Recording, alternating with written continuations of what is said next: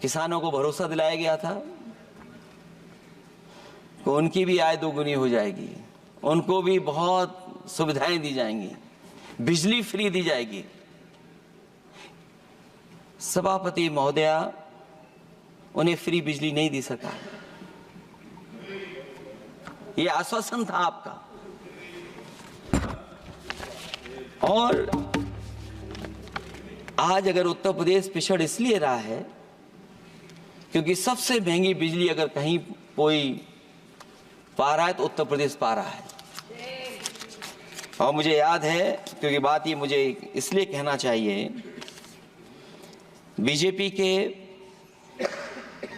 एक विधायक जो सबसे बुजुर्ग थे, वो देश के प्रधानमंत्री जी के क्षेत्र में बिजली 24 घंटे आए, उसके लिए वो धरने पे बैठ गए थे। वहां के अधिकारियों ने कहा कि बुजुर्ग हैं, इनका स्वास्थ्य बेहतर नहीं है, इनका धरना आप उठवा दीजिए।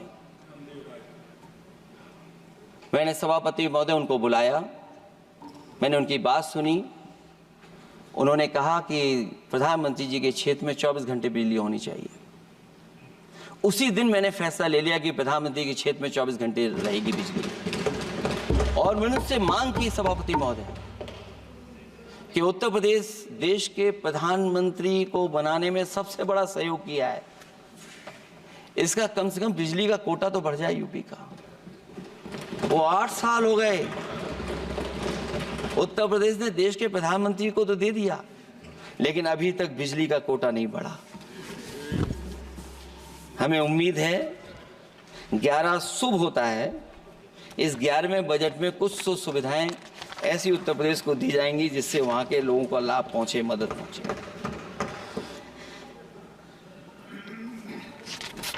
जहां किसान आत्महत्या कर रहा है, और पिछले 10 साल में सरकार जानती होगी कि कितने किसानों ने आत्महत्या की है, लाखों लाख किसान आत्महत्या कर चुके हैं।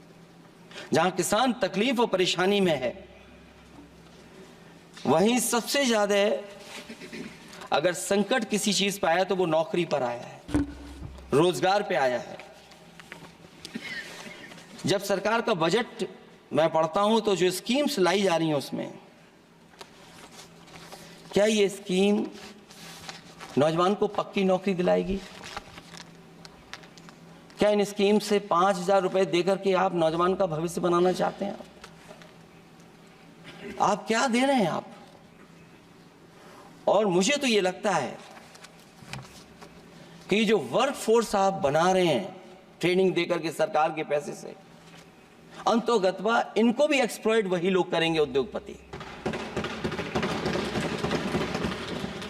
आखिरकार जब इतनी टेक्निकल, इतनी ट्रेन फोर्स होगी, तो आप ये मुझे बताइए कि उसके भविष्य क्या होगा। अगर इतने बड़े पैमाने पे आप ट्रेनिंग करा रहे हो, सरकार का बजट उसमें खर्च हो रहा है,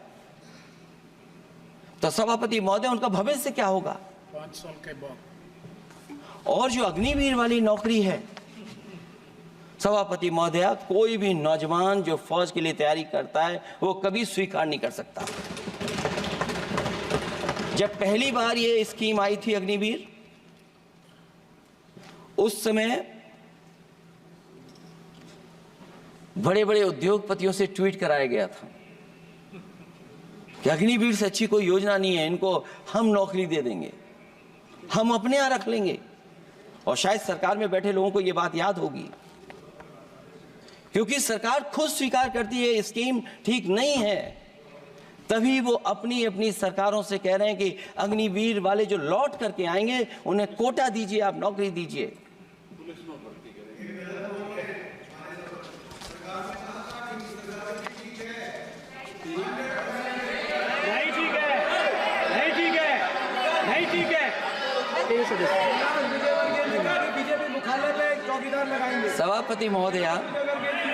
सभापति महोदय, मैं बैठ जाता हूं, आप खड़े होकर के कह दीजिए अग्निवीर व्यवस्था अच्छी है। मैं इस सभा में खड़े होकर कहता हूं, उस राज्य से आता हूं, हिमाचल प्रदेश से, जिसने पहला परमवीर चक्र विजेता मेजर सोमनाथ शर्मा दिए। कारगिल के युद्ध में सबसे ज्यादा शहीद होने वाले हिमाचल प्रदेश के वीर नौजवान थे। 4 परमवीर चक्र विजेता हुए, उसमें से 2 कैप्टन विक्रम बत्रा और सूबेदार संजय कुमार हिमाचल प्रदेश से हुए। और मैं कहता हूं, जी हां, जो लंबे समय से मांग थी वन रैंक वन पेंशन की किसी सरकार ने पूरी नहीं की, वो नरेंद्र मोदी जी की सरकार ने यहां पर पूरी की है।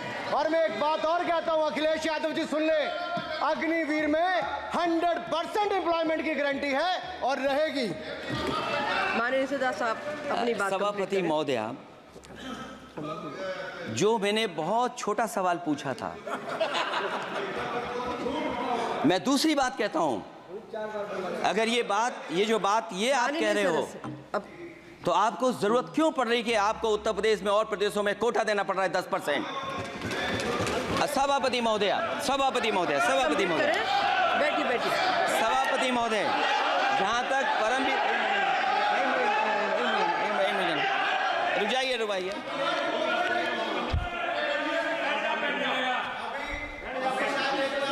अरे सुनने दो। माननीय सदा साहब अपनी सभापति महोदया, सभापति महोदय, चैल जानते हैं आप कहाँ हैं? चैल जानते हैं आप कहाँ हैं? कभी गए हो उस मिलिट्री स्कूल में?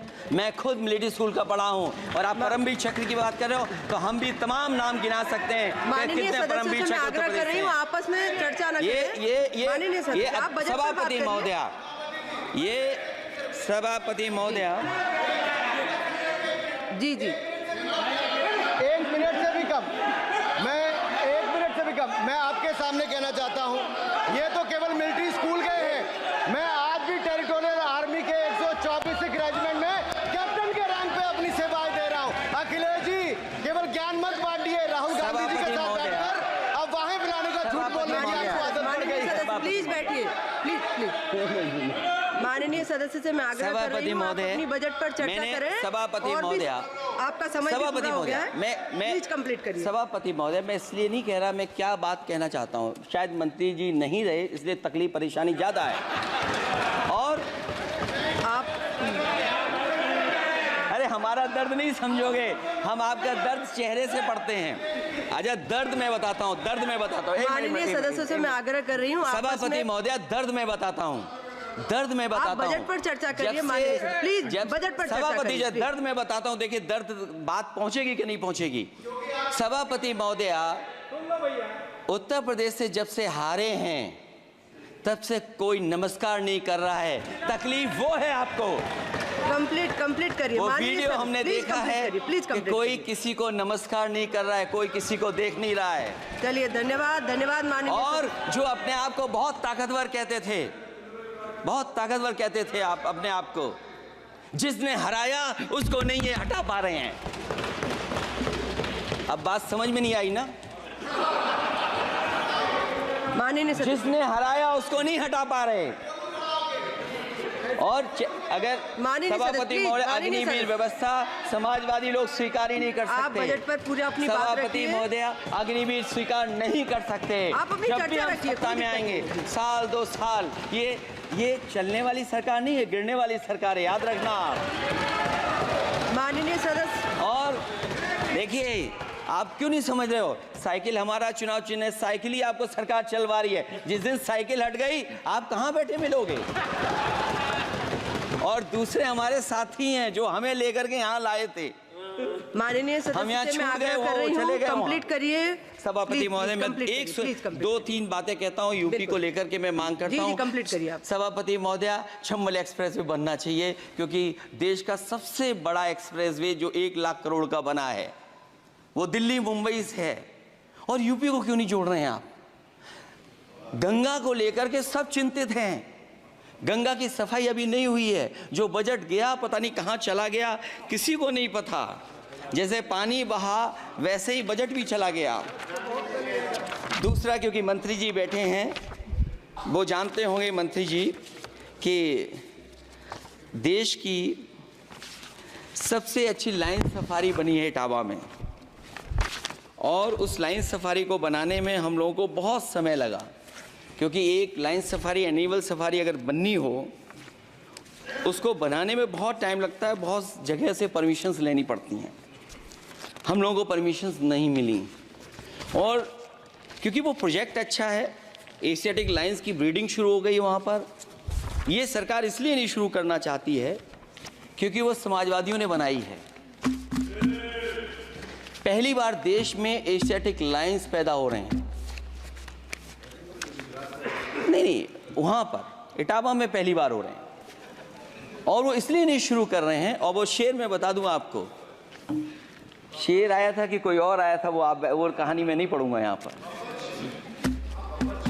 फिर मैं बोल दूंगा तो फिर कहोगे कि क्या बोल दिया मैंने, इसलिए मत बुलवाइए तो ही अच्छा है। कि कुछ तो धन्यवाद माननीय सदस्य, धन्यवाद। कुछ मत बुलवाइए मुझसे। सभापति महोदय, मैं ये कहना चाहता हूँ कि लायन सफारी, एनिमल सफारी उस क्षेत्र की, यूपी की प्राइड है वो, कि पहली बार ब्रीडिंग सेंटर एशियाटिक वहाँ पर बन गया है। दिल्ली की सरकार और यूपी की सरकार मिलकर के उसको शुरू नहीं होने दे रही है। मुझे उम्मीद है कि उसको शुरू करवा देंगे आप। और आखिरी में मैं कहता हूँ, चलते चलते आप 2 लाइनें कहता हूँ, बुनियाद को नकार कर जो इमारतें उठाएंगे, हम भी देखते हैं वो किस मंजिल तक जाएंगे। धन्यवाद। बहुत बहुत